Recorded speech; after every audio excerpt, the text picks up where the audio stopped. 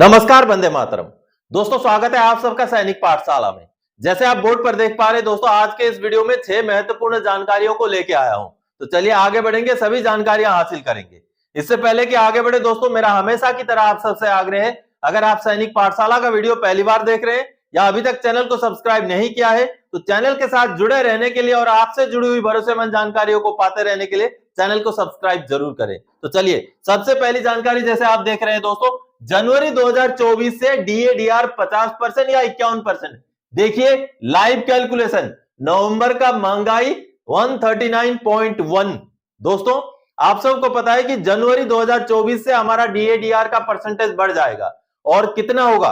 क्या ये 50% होगा या 51% होगा? आज आपको मैं लाइव क्लियर कर दूंगा, कैलकुलेशन दिखाऊंगा, जिससे आपको पता चलेगा कि हमारा डीएडीआर जनवरी 2024 से हमें कितना मिलेगा।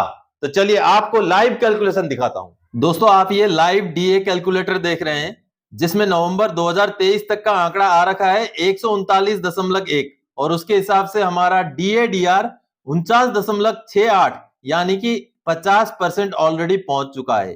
क्योंकि पॉइंट में अगर आगे 5 हो तो वो फिर आगे का काउंट होता है, इसलिए 49.68 यानी कि 50% डीए तो हमारा हो ही गया है। तो क्या हमारा डीए 51% भी जा सकता है? अब दिसंबर महीने के आंकड़े आने बचे हैं, तो दिसंबर महीने के आंकड़े अगर मान लीजिए 141 भी अगर आ जाए, 141 अगर आ जाए तो देखिए 50.48 हो रहा है। तो इस हिसाब से 141 से काम नहीं बनेगा, 0.1 भी आ जाए तब भी काम नहीं बनेगा, यानी कि 141.2 कम से कम अगर दिसंबर महीने के महंगाई के आंकड़े जो लेबर ब्यूरो द्वारा जारी किया जाता है, जिसको हम AICPIN के आंकड़े बोलते हैं, वो अगर 141.2 आ जाए तो हमारा डीएडीआर 50% से आगे यानी कि 51% पहुंच जाएगा।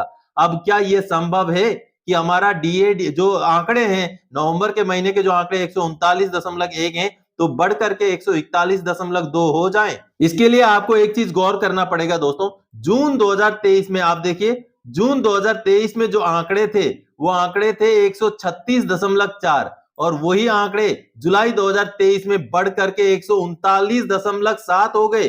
देखिए कितना बढ़ोतरी इसमें हुआ है। हालांकि उसके बाद बहुत ज्यादा बढ़ोतरी नहीं हुआ है, लेकिन अगर इस बार बढ़ोतरी 139.1 से बढ़ करके 141.2 या उससे ऊपर हो जाए तो हमारा डीएडीआर 51% तक भी पहुंच सकता है। लेकिन अगर 51% ना भी पहुंचे तो अगर हमारा डीएडीआर बिल्कुल भी ना बढ़े तो 50% तो हमारा डीएडीआर लगभग तय है दोस्तों। तो हमारा डीएडीआर 50% तो तय ही है, 100% चांसेस है कि 50% हो जाए। लेकिन अगर महंगाई का आंकड़ा दिसंबर महीने का थोड़ा सा ऊपर चला जाए तो हमारा डीएडीआर जैसे आपने समझा 51% भी हो सकता है। चलिए अगली जानकारी की ओर आगे बढ़ते हैं दोस्तों।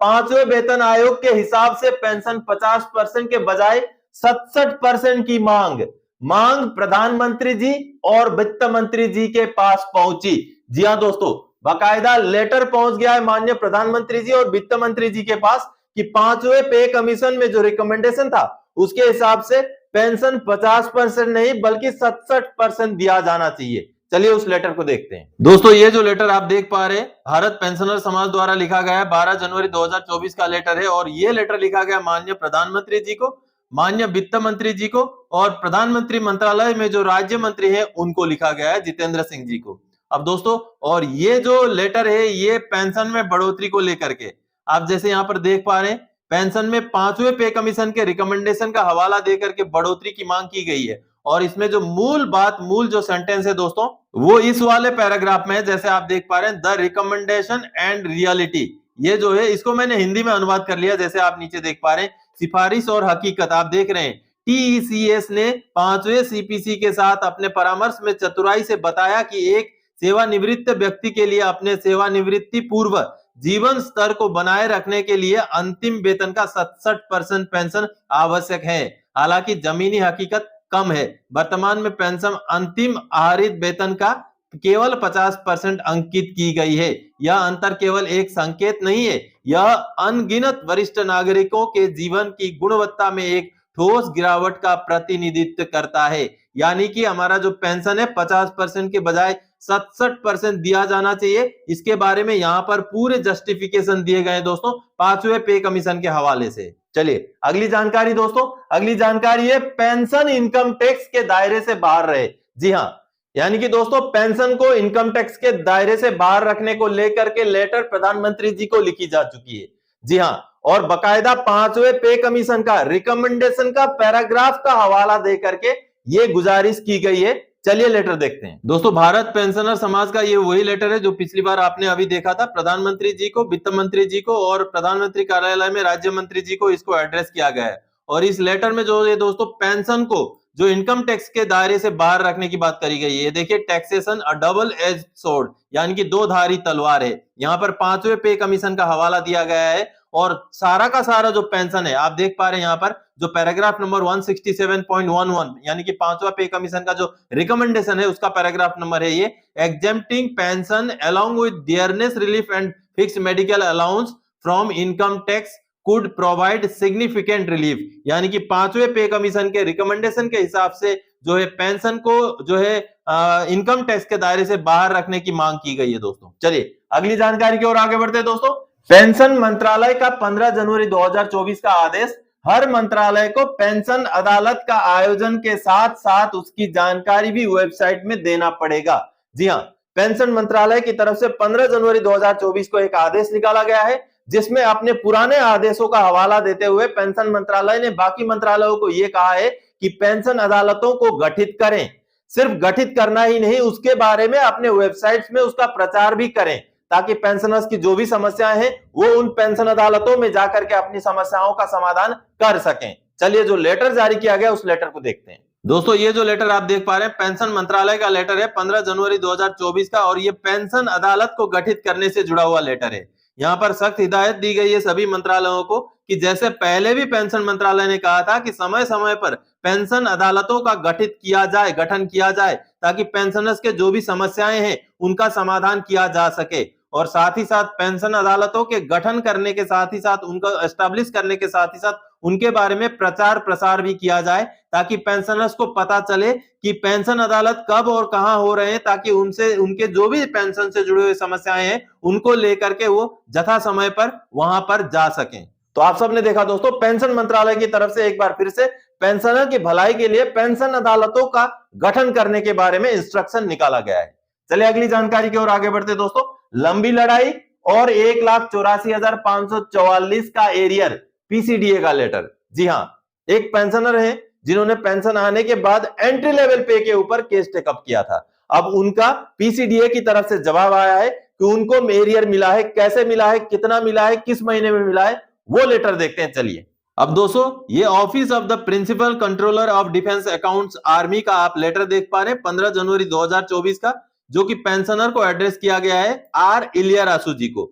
अब इनका केस चल रहा था एंट्री लेवल पे से जुड़ा हुआ, जिसके बारे में मैंने बीच बीच में आपको जानकारी भी दी थी। अब दोस्तों इनका जो जवाब आया है आप ये देखिए, पीसीडीए की तरफ से जो जवाब आया है उस जवाब को आपको सुनना और समझना जरूरी है। जैसे यहां आप देख पा रहे हैं दोस्तों, उपर्युक्त संदर्भित आवेदन पत्र के संबंध में यह सूचित किया जाता है कि प्रार्थी को एंट्री पे यानी कि एंट्री पे का एरियर राशि 55,299 रुपीज अक्टूबर 2022 में समायोजित हो चुका है और अक्टूबर 2022 में रुपए 1,84,544 प्रार्थी के खाते में समायोजित हुए, जिसमें एंट्री पे का पैसा एरियर इनकेस्टमेंट फाइनल इनकेस्टमेंट का राशि 98,174 और ट्रांसफर ग्रांट की राशि 29,120 भी सम्मिलित है। वर्तमान में पीपीओ के अनुसार प्रार्थी का मूल वेतन बेसिक पे 36,400 रुपए है। यानी कि दोस्तों कई सारे पेंशनर्स हैं जो एंट्री लेवल पे के बारे में सुनते हैं और चुपचाप रह जाते हैं, लेकिन जिनको भी लागू है, जिनकी भी एलिजिबिलिटी है, उनको मिल रहा है। आप जैसे यहाँ पर आपने देखा कि 55,299 रुपए इन पेंशनर को मिल चुका है और साथ ही साथ उनको जो है फाइनल इनकेस्टमेंट के भी 98,174 रुपए मिले और 29,120 रुपए उनको मिले हैं ट्रांसफर ग्रांट के पैसे दोस्तों, जो कि बहुत पहले क्रेडिट हो चुके हैं, लेकिन उनको जो है बाद में उन्होंने केस प्रोसेस किया था, उनका केस भी चला और अभी उनको ये जवाब आया है कि उनका पैसा अक्टूबर 2022 में ही उनको दिया जा चुका है। लेकिन आज मैं ये जानकारी, ये लेटर आपको इसलिए दिखा रहा हूं कि कई सारे पेंशनर्स अभी भी एंट्री लेवल पे से महरूम है, उनको पता ही नहीं एंट्री लेवल पे क्या है। तो अगर आप एलिजिबल हैं तो एंट्री लेवल पे के लिए आप भी कार्रवाई जरूर करें, आपको भी ऐसे एरियर मिल सकता है दोस्तों। तो आप सबने देखा दोस्तों कि एंट्री लेवल पे कोई हवा हवाई नहीं है, एंट्री लेवल पे जिनको लागू है उनको मिल रहा है, मिल चुका है, आगे आने वाले समय में भी मिलेगा अगर आप जागेंगे तो अपनी एलिजिबिलिटी समझिए और एंट्री लेवल पे के बारे में सब कुछ विस्तृत तौर पे जानने के लिए मैंने वीडियोस बना रखे हैं, उनको देखिए और आप भी अगर एलिजिबल हैं तो आप भी कार्रवाई जरूर करें। चलिए अगली जानकारी की ओर आगे बढ़ते हैं दोस्तों। नोशनल पे में क्या क्या जुड़ेगा? 40,400, 5,200, 300 और कुल मिलाकर 45,900। इसको मैं आपको एक मैसेज से समझाता हूं। ये जो मैसेज आया जो आप देख रहे हैं, ये मैसेज मेरे YouTube के वीडियो में आया है। अब उस मैसेज में जैसे पेंशनर ने लिखा है, सर इमोलुमेंट्स ड्रॉन 40,400, 5,200, 300 और टोटल 45,900, उसको 2 से डिवाइड करके 22,950, प्रेजेंट बेसिक पे 21,782 इन पीपीओ। सर मुझे बेनिफिट कितना और कब से मिलेगा?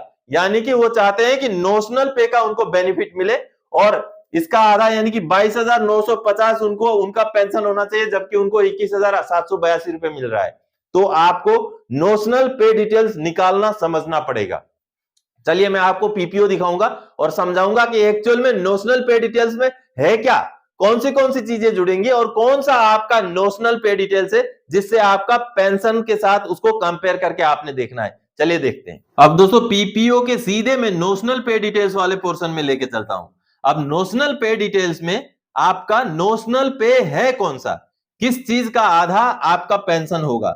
अब किसी पेंशनर ने, जैसे आपने मैसेज में देखा, उन्होंने जो है लास्ट इमोलुमेंट को भी जोड़ दिया, उसके बाद उन्होंने एमएसपी को भी जोड़ दिया, उसके बाद उन्होंने क्लास पे को भी जोड़ दिया, उसके बाद उसका टोटल को वो समझ रहे हैं कि वो उनका नोशनल पे है और उसका आधा उनका जो है पेंशन बनेगा। लेकिन दोस्तों ऐसा नहीं है। आपका जो नोशनल पे है वो क्या है? नोशनल पे दोस्तों यही है, जो लास्ट इमोलुमेंट्स ड्रॉन है यही आपका नोशनल पे है, इसी का आधा आपका पेंशन बनना है। अगर आपको करंटली जो पेंशन मिल रहा है, मान लीजिए इन पेंशनर को ये जो मिल रहा है 21,782 रुपए, अगर वो इस पेंशन के आधे से कम है तो उनको नोशनल पे का फायदा मिलेगा। अदरवाइज अगर ये नोशनल पे में जो इमोलुमेंट्स लिखा है, लास्ट इमोलुमेंट्स ड्रॉन, अगर उसका आधा अगर आपका बेसिक पेंशन से कम है, यानी कि आपको जो अभी बेसिक पेंशन मिल रहा है वो ऑलरेडी ज्यादा है, तो नोशनल पे का फायदा आपको नहीं मिलेगा। तो आपने जो है इसके साथ लास्ट इमोलुमेंट्स के साथ जो है एमएसपी और क्लास पे नहीं जोड़ना है, आपने पे मैट्रिक्स ये जो दिखा रहे हैं पे इन पे मैट्रिक्स को जोड़ना है, मिलिट्री सर्विस पे को जोड़ना है और क्लास पे को जोड़ना है। उसको जोड़ करके जो निकलता है ये यही निकलेगा, लास्ट इमोलुमेंट्स ड्रॉन वाला ही अमाउंट निकलेगा और यही है आपका नोशनल पे, जिसका आधा आपका बेसिक पेंशन होता है दोस्तों। तो आप सबने अभी पीपीओ देख करके ये समझा कि नोशनल पे यानी कि आपका जो लास्ट इमोलुमेंट्स ड्रॉन है वही आपका नोशनल पे है, उसको आधा करेंगे तो आपका पेंशन है। अगर उस आधे से कम आपको पेंशन मिल रहा है तो आपको नोशनल पे से फायदा होगा, नहीं तो आपका जो पेंशन आपको मिल रहा है वही आपके लिए फायदेमंद है। तो दोस्तों आज के इस वीडियो में इन्हीं जानकारियों के साथ आया था। आगे और कोई जानकारी था कि आपसे सरोकार रखने वाला विषय लेके मैं फिर से हाजिर हो जाऊंगा। तब तक के लिए जय हिंद दोस्तों।